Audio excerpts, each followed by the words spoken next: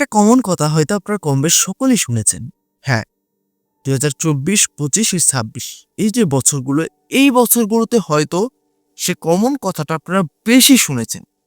সে কথাটা হচ্ছে, যদি ভারত বাংলাদেশের উপর সামরিক আগ্রাসন চালায় তাহলে বাংলাদেশের পাশে দাঁড়াবে পাকিস্তান, এবং বাংলাদেশের সঙ্গে যদি আমাদের ভারতের যুদ্ধ হয় এবং বাংলাদেশ যদি বিপদে পড়ে তাহলে বাংলাদেশকে বাঁচাবে পাকিস্তান। কি এই কথাটা আপনারা হয়তো কম বেশ সকলেই শুনেছেন। এখন কথা হচ্ছে, যদি আমাদের ভারতের সঙ্গে বাংলাদেশের যুদ্ধ হয়, ঠিক আছে, তাহলে পাকিস্তান কি বাংলাদেশের পাশে দাঁড়াবে এবং পাকিস্তান কি বাংলাদেশকে বাঁচাবে? হ্যাঁ ভিউয়ার্স, আজকে এই প্রশ্নটার উত্তরটাই আমরা জানবো এবং এই বিষয়টা সম্পর্কে একদম ক্লিয়ার হব যে পাকিস্তান কি আসলে বাংলাদেশকে সঙ্গ দিবে কি না। ভিউয়ার্সগণ, আজকে আমি start and forces YouTube channel নিবেদিত একটা গুরুত্বপূর্ণ ভিডিওর উপর রিঅ্যাকশন দিতে যাচ্ছি। ভিউয়ার্সগণ, আমি রুবাইত আছি আপনাদের সঙ্গে। Welcome to my YouTube channel show with Rubait. ভিউয়ার্সগণ, আর বেশি কথা বাড়াচ্ছি না, চলুন আপনাদের সঙ্গে একসঙ্গে মিলে সম্পূর্ণ ভিডিওটা দেখে এসে এবং বিস্তারিত বিষয়টা ইন ডিটেলস জেনে আসি যে পাকিস্তান কি বাংলাদেশের পাশে দাঁড়াবে, বাংলাদেশকে বাঁচাবে কিনা। চলুন সেই বিষয়টা দেখে আসি এবং জেনে আসি। Let's get started. IPFT, BJP, Congress, CPM एक दूसरे से फाइट करना चाहिए या हिंदुस्तानी होकर उनको सबक सिखाना है? आज वो हमारा राज्य को तोड़ने के बारे में बात कर रहे हैं, हमारे नॉर्थ ईस्ट को तोड़ने के बारे में बात कर रहे हैं। मैं कहता हूं बांग्लादेश को तोड़ो। मैं कहता हूं कि अगर यहां मैं मीडिया के सामने मैं बोल रहा हूं, अगर तिपरा मोथा को 1 घंटा का टाइम दिया जाए ना, ये जो बांग्लादेश का हाई कमिश्नर है, ये हाई कमीशन है, मैं इनको 20 मिनट के अंदर वापस ढाका भेज दूंगा। हमारे लोगों को मारा जाता है, माइनॉरिटीज को मारा जाता है, मंदिर को तोड़ा जाता है, चर्च को जलाया जाता है, हमारे जनजाति को, बंगाली हिंदू को जबरदस्ती कन्वर्ट करने की कोशिश किया जाता है। और हम क्या कर रहे हैं, हम यहाँ में इनको वीआईपी जैसा रख रहे हैं। तो वो हमारे एम्बेसी के अंदर घुसकर हमारे एम्बेसी को बंद करना चाहते हैं। इंडिया को बांग्लादेश से किसी को भी इंडिया में आने के लिए मतलब अलाउ नहीं करना चाहिए, इनका वीजा बंद करना चाहिए। इनको आज ये ट्रीटमेंट के लिए इंडिया आते हैं, हमारा अस्पताल में ट्रीटमेंट लेते हैं, यहाँ में एजुकेशन के लिए आते हैं, यहाँ में पूरा इंडिया का फैसिलिटीज देते हैं, और हमको क्या मिलता है वहां में, हमको गाली सुनना पड़ता है। बोलता है कि एक मैंने स्टेटमेंट देखा कि आप लोग गौमूत्र पीते हो, अब गाय का मांस को खिलाएंगे। ये कोई भाषा है? আসসালামু আলাইকুম ডিয়ার ভিউয়ার্স। ভারত যদি বাংলাদেশ আক্রমণ করে তাহলে কি পাকিস্তান আমাদের বাঁচাতে আসবে? গত কয়েক সপ্তাহ ধরে সোশ্যাল অ্যান্ড মেইনস্ট্রিম মিডিয়ায় এক তরুণ পাকিস্তানি রাজনৈতিক নেতার হুঁশিয়ারি দেখা যায়। তার ভাষ্যমতে বাংলাদেশ আক্রমণ করলে পাকিস্তান তার সামরিক শক্তি নিয়ে ইন্ডিয়ার বিরুদ্ধে বাংলাদেশের পাশে দাঁড়াবে।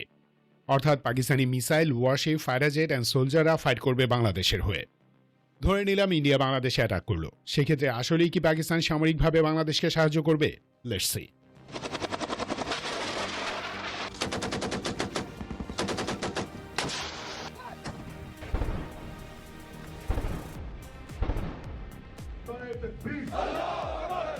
অত্যন্ত চতুর আর ধূর্ততার সাথে জেনারেল মঈনের মাধ্যমে শেখ হাসিনাকে ক্ষমতায় বসিয়েছিল দিল্লি।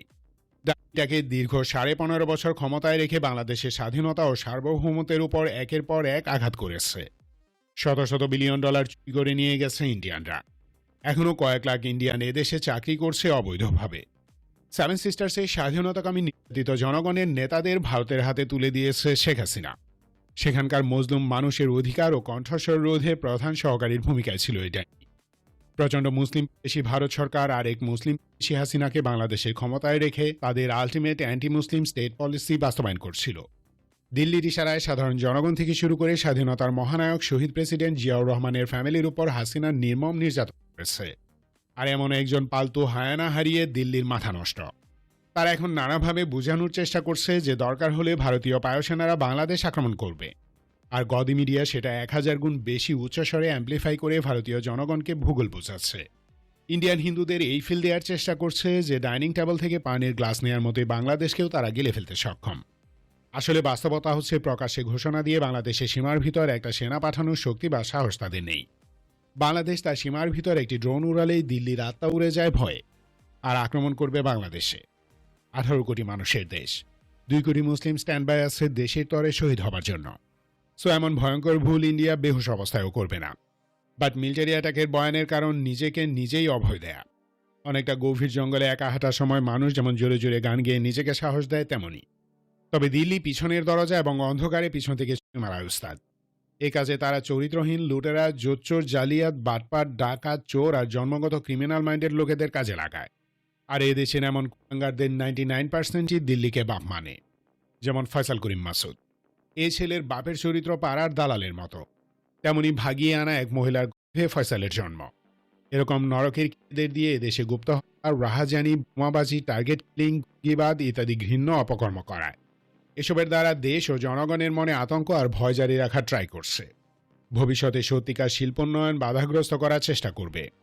তারপরও যদি ভারত সামরিক আগ্রাসনের ট্রাই করে, তবে দিল্লির লসের সীমা পরিসীমা থাকবে না। দৃশ্যমান লসের বাইরে সবচেয়ে বড় যে ক্ষতিগুলো হবে তার একটি হলো 1.5 কোটির মতো হিন্দুকে চিরতরে ওপারে চলে যেতে হবে। প্লাস এই দেশীয় ইন্ডিয়ান দালাল ইন্ডাস্ট্রিকে সমূলে উৎপাটন করে ফেলবো আমরা। ভারতের হয়ে দালালি করার কেউ থাকবে না, অর্থাৎ বাংলাদেশের ভিতর পিওর কোনো ইন্ডিয়ান দালাল থাকবে না। ওদিকে ইন্ডিয়ার এমন আগ্রাসন সরাসরি মার্কিন হস্তক্ষেপের সুযোগ করে দিবে। আর চীন ও পাকিস্তান তো আছেই। হ্যাঁ, এই বিষয়টা একদমই সত্যি। যদি আমাদের ভারত বাংলাদেশের উপর কোনো ধরনের আগ্রাসন চালায়, তাহলে আমেরিকা পুরোপুরিভাবে একটা সুযোগ পেয়ে যাবে। ঠিক আছে, কারণ আমেরিকার সঙ্গে বর্তমানে আমাদের ভারতের সম্পর্কটা কেমন যাচ্ছে এটা আশা করি কম বেশ সকলেই জানে। এবং চীন ও পাকিস্তান তো মানে কি বলবো, পুরোপুরি ওত পেতে আছে। হ্যাঁ, শুধুমাত্র একটু সুযোগের অপেক্ষা। সে সুযোগটা যদি তৈরি হয়ে যায় বাংলাদেশ এবং ভারতের মধ্যে কোনো ধরনের সমস্যা ধারা, তাহলে তো বুঝতেই পারছেন বিষয়টা কি হতে যাচ্ছে। হ্যাঁ, তাহলে ভিউয়ার্স চলুন বাকি অংশটা দেখে এসে এবং বিস্তারিত বিষয়টা জেনে আসি।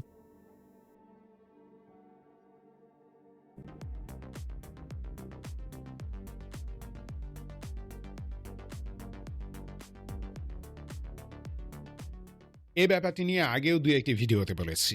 ইন্ডিয়া যদি সত্যিই বাংলাদেশ অ্যাটাক করে, তাহলে সবার আগে এগিয়ে আসবে পাকিস্তান। ইসলামাবাদের জন্য এটি হবে মেঘনা চাইতেই বৃষ্টি। তারা কাশ্মীরে ফুল স্পিডে ইন্ডিপেন্ডেন্স উস্কে দিবে। ফলে ওয়েস্টার্ন বর্ডারে বিপুল সেনা ও সমরাস্ত্র মোতায়েনে বাধা হবে দিল্লি। ওদিকে অরুণাচল সীমান্তে চীন জাস্ট একটা ঢেকুর তুলবে, ব্যাস খেলা জমে ক্ষীর। 3 দিকে সাইমালটেনিয়াস ফাইট দেওয়ার শক্তি দিল্লির নেই। তারপরও যদি ঘাওরামি করে, তবে পাকিস্তান থেকে বাংলাদেশ যে জিনিসগুলো পাবে তার ফলে ইন্ডিয়া হারাবে 7 সিস্টার্স। আর সেই অস্ত্রগুলোর অন্যতম হতে পারে ব্যাটলফিল্ড রেঞ্জ ট্যাকটিক্যাল ব্যালিস্টিক ও cruise missile. Missile technology control রেজিমের বিধিনিষেধ মেনেই পাকিস্তান তার মিসাইল ভান্ডার থেকে ভয়ঙ্কর কিছু মিসাইল বাংলাদেশকে দিতে পারে। নাসার টিবিএম, ফাতা 1 and 2 GMLRS, বাবুর ক্রুইজ মিসাইলের বড় একটি শিপম্যান বাংলাদেশ পেতে পারে। এগুলোর রেঞ্জ 70 থেকে 290 কিলোমিটার। এসব মিসাইলের ধ্বংস ক্ষমতা অলরেডি ইন্ডিয়াকে চাখানো হয়েছে, মানে এগুলো কমব্যাট প্রুভেন ওয়েপন। ইরানের বিরুদ্ধে ন্যূনতম প্রতিরোধ গড়ে তোলার জন্য সৌদি আরব 1988 সালে চীন থেকে DF-3 এবং 2007 সালে DF-21 ব্যালিস্টিক মিসাইল ক্রয় করে। আমেরিকা বিষয়টি জানত, তারাই অনুমোদন দেয়। তেমনি বাংলাদেশকে টিবিএম অ্যান্ড ক্রুজ মিসাইলের মতো হাইলি সফিস্টিকেটেড ওয়েপন সিস্টেম প্রদান করলে আমেরিকা বাধা দিবে না, চীন তো নয়। এসব অস্ত্র দিয়ে প্রথম যে পয়েন্টটাই হিট করা হবে তা হলো চিকেন স্নেক। আমেরিকা, পাকিস্তান ও চীন এই 3 দেশই চায় ইন্ডিয়া তার আর্টিফিশিয়াল স্টেটগুলো হারাক। 7 সিস্টার্স আদতে ইন্ডিয়ার ছিল না, এখানে একটি নতুন দেশ চায় আমেরিকা। সো ইন্ডিয়া যদি বাংলাদেশে অ্যাটাক করে, তাহলে ইন্ডিয়া সীমান্তের ভিতরে যান কবচ করা পাল্টা হামলার জন্য যে অস্ত্র দরকার তা পাকিস্তান ও তুরস্ক থেকে সাপ্লাইয়ের ব্যবস্থা করবে আমেরিকা। পুরো ওয়েস্টার্ন ওয়ার্ল্ড চোখ বন্ধ করে রাখবে, আর দিল্লিকে কূটনৈতিক চোরাবালিতে ফাঁসিয়ে আচ্ছা মতো দোয়াবে। এসব অস্ত্রের পাশাপাশি air and ground launch precision weapons, combat and kamikaze drone, artillery supply and satellite intelligence support দিবে ননস্টপ। গত বছর মে মাসের যুদ্ধে চাইনিজ স্যাটেলাইট কনস্টেলেশন ইউজ করে ইন্ডিয়ার প্রতিটি মুভমেন্ট শনাক্ত করেছিল পাকিস্তান। এরপর CM-400 AGZ হাইপারসনিক মিসাইল দিয়ে S-400 ও ব্রাহ্মস মিসাইল ডিপোতে নিখুঁত হিট করে। ইন্ডিয়ার ওয়েস্টার্ন এয়ার ডিফেন্স নেটওয়ার্কের বড় অংশটি অচল হয়ে পড়ে। এরপর slow and low flying kamikaze drone দিয়ে ইন্ডিয়ার ভিতর একের পর এক হামলা চালায় পাকিস্তান। বলা হয় CM-400 AGZ রেঞ্জ 250 কিলোমিটার এবং টার্মিনাল অর্থাৎ টার্গেটে হিট করার মুহূর্তে স্পিড থাকে 6174 কিলোমিটার প্রতি ঘন্টায়। বাস্তবে এর সক্ষমতা আরও বেশি হতে পারে, কারণ এরকম ক্রিটিক্যাল ওয়েপনের সত্যিকার স্পেসিফিকেশনস কেউ প্রকাশ করে না। 10-15টি CM-400 AGZ দিয়ে চিকেন স্নেকে অবস্থিত ইন্ডিয়ান সামরিক শক্তিকে গুড়িয়ে দেওয়া সম্ভব, কারণ এই মিসাইলের বিরুদ্ধে তেমন কার্যকর কোনো প্রতিরোধ ব্যবস্থা নেই। ইন্ডিয়া পাকিস্তান যুদ্ধে আমরা তার প্রমাণ দেখেছি। পাকিস্তান বা চীন এই অস্ত্র দিয়ে বাংলাদেশকে সাপোর্ট দিতে পারে, ইনফ্যাক্ট দিবে। এছাড়াও electronic warfare, antitank missile, heavy torpedo এবং টার্কিশ ও পাকিস্তানি অ্যান্টিশিপ মিসাইল সাপ্লাই আসবে নিশ্চিত। ওয়েস্টার্ন বর্ডারে ইন্ডিয়ান আর্মিকে এঙ্গেজ করে বাংলাদেশকে সমরাস্ত্র সাপ্লাই দিয়ে এবং আঞ্চলিক ও আন্তর্জাতিক পর্যায়ে ভারতকে কূটনৈতিকভাবে চাপে রেখে আমাদেরকে ফুল ব্যাকিং দিবে পাকিস্তান। তুরস্ক, চীন ও আমেরিকা পাওয়ার প্লেয়ার হিসেবে কাজ করবে। বর্তমান সময়ে বাংলাদেশের অস্তিত্ব রক্ষার অন্যতম প্রধান একটি সহযোগী হল পাকিস্তান। অর্থাৎ শুধু সমরাস্ত্র দিয়ে নয়, বরং রাজনৈতিক ও কূটনৈতিক উপায়েও সাহায্য করবে তারা। 1971 সালে পাকিস্তান সেনাবাহিনী যা করেছে সেজন্য তাদের সাথে আমাদের বোঝাপড়া আছে। আর্থিক ক্ষয়ক্ষতির হিসেব নিতে পারি আমরা, কিন্তু বর্তমান পাকিস্তান আমাদের শত্রু নয়, বরং অস্তিত্ব রাখার হাতিয়ার। ভারত প্রচণ্ড মুসলিম দেশী, খ্রিস্টানরাও নিরাপদ নয়। হিন্দুত্ববাদের হাত থেকে সাউথ এশিয়াকে বাঁচাতে হলে বাকিদের ঐক্যবদ্ধ হওয়া বাধ্যতামূলক, এবং এক্ষেত্রে পাকিস্তান বড় একটি ফ্যাক্টর। তো ভিউয়ার্স, কোন সম্পূর্ণ নিউজটা আপনারা দেখতে পেলেন। আশা করি আপনারা সম্পূর্ণ বিষয়টা বুঝতে পেরেছেন এবং জানতে পেরেছেন। তো ভিউয়ার্স, আমি দীর্ঘদিন যাবৎ আপনাদের সঙ্গে কানেক্টেড থাকতে পারিনি। আমি হসপিটালে ছিলাম এবং একটু অসুস্থও ছিলাম, ব্যক্তিগত কিছু কাজও ছিল, যার ফলে আমি আপনাদের সঙ্গে দীর্ঘদিন যাবৎ কানেক্টেড থাকতে পারিনি। তার জন্য আমি আন্তরিকভাবে দুঃখিত। তো ভিউয়ার্স, মূল বিষয় আসি।